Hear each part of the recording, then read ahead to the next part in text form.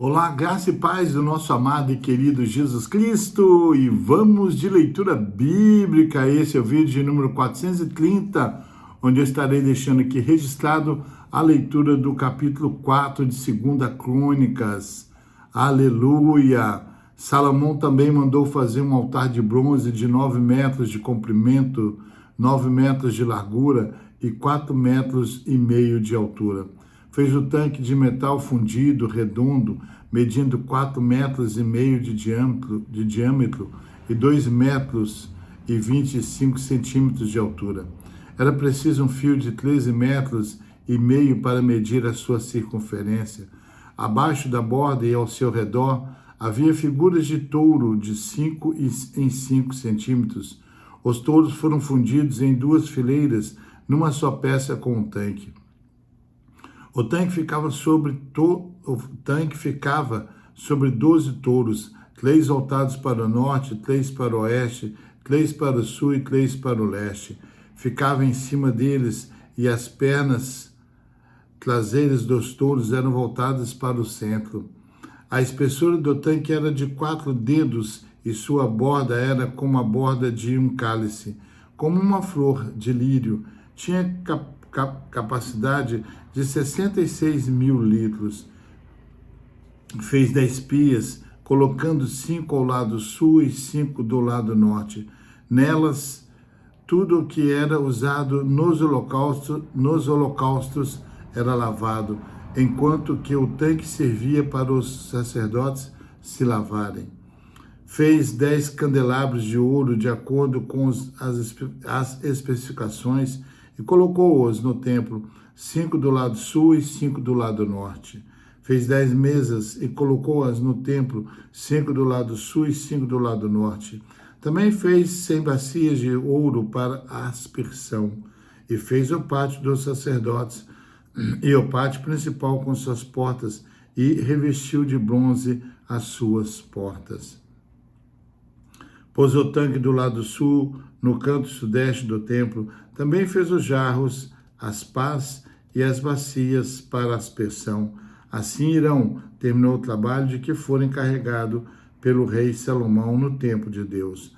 As 2 colunas, os 2 capitéis em forma de taça no alto das colunas, os 2 conjuntos de correntes que decoravam os 2 capitéis, as 400 romãs para os 2 conjuntos de correntes, sendo 2 fileiras de romãs para cada conjunto, os 10 carrinhos com suas 10 pias, o tanque e os 12 touros debaixo dele, e os jarros, as pás, os garfos de carne e todos os utensílios, afim. Todos esses utensílios que Irão-Abi fez a pedido do rei Salomão para o templo do Senhor eram de bronze polido. Foi na planície do Jordão, entre Sucote e Zeredá, que o rei os mandou fundir em moldes de barro. Salomão os fez em tão grande quantidade, a ponto de não se poder determinar o peso do bronze utilizado. Além desses, Salomão mandou fazer também todos esses outros utensílios para o templo de Deus: o altar de ouro, as mesas sobre as quais ficavam os pães da presença, os candelabros de ouro puro com as suas lâmpadas para iluminarem diante do santuário interno, conforme determinado, as flores, as lâmpadas e as tenazes de ouro maciço, os cortadores de pavio, as bacias para aspersão, as tigelas, os incensários de ouro puro e as portas de ouro do templo, tanto as portas da sala interna, o lugar santíssimo, quanto as portas do átrio principal. Aleluia! 2 Crônicas, capítulo 4, ele detalha a fabricação e instalação dos utensílios de bronze e ouro para o templo de Salomão, destacando a grandeza da obra. O capítulo descreve o altar do holocausto, o mar de fundição, pias, candeeiros, mesas e outros objetos sagrados, feito por Irão-Abi, demonstrando obediência aos detalhes divinos. Podemos esboçar esses 22 versículos da seguinte maneira. Primeiro, versículo 1 ao 6, os utensílios do ato, Segundo, versículos 7 a 8, os utensílios do templo interior. Versículos 9 ao 18, os átrios e os utensílios de bronze de Urão-Abi.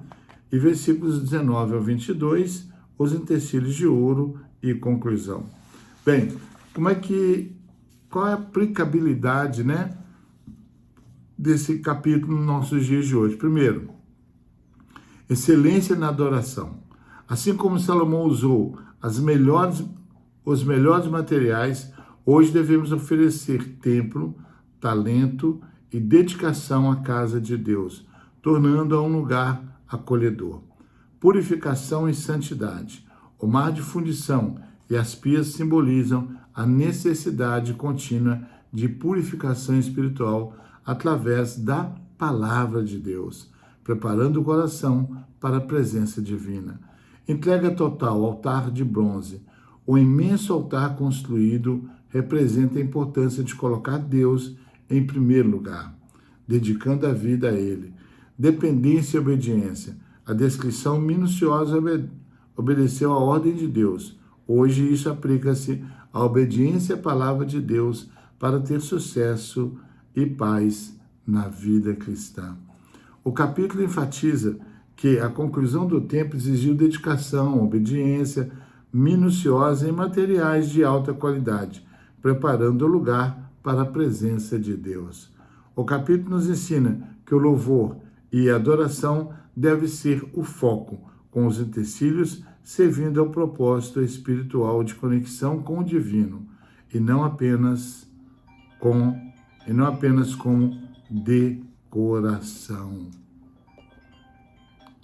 Aleluia! Então fica aí, ou seja, o capítulo ensina que o louvor e a adoração devem ser o foco, com os utensílios servindo ao propósito espiritual de conexão com o divino e não apenas como decoração. Que Deus te abençoe, um grande abraço, desse que vos fala, pastor Geraldo Magela, e até o próximo vídeo, querendo Deus.